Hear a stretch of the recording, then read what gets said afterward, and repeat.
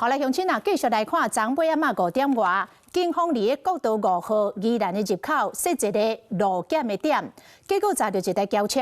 这个驾驶无下安全带，嘛无爱配合查验身份，而且驾驶甲乘客搁趁机会来跳车逃走。警察尾啊有捉到驾驶，原来是摕观光签证入境的越南籍的男子，若坐公车的乘客无顾到性命危险，直接下过车道，爬过中央分隔岛，去走去了。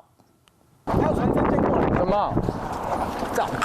驾驶走正边，远景一直看车内拢无人，人客未事是事先讲好同款分开走，而且是走过高速公路车道拢唔惊车驶遮紧，有诶搁爬过中央分隔岛，迄若无细字，真有可能会互车弄着。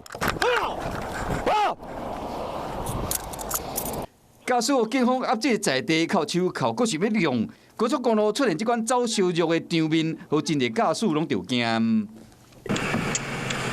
昨尾仔5点外，国道5号路南宜兰入口这个交流道，警方咧进行路检的勤务。这台银色轿车被走来了，驾驶无下安全带，佫拒绝配合查验身份，甲车顶人客分开走，走无50公尺，就互掠到一个调查发现讲，伊是越南人，2年外前用观光的签证入境台湾，经将该驾驶人带往移民署宜兰专勤队查验身份，得知罹难为越南籍逾期居留人士。车顶人客唔惊死，走过车路，佮爬过中央分隔岛，往北向宜兰的出口伫走。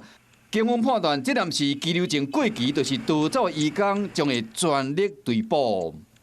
Hello， 我是张新文。想要抢先掌握最及时的新闻资讯吗？赶快订阅、按赞、开启小铃铛，锁定华视新闻 YouTube 频道。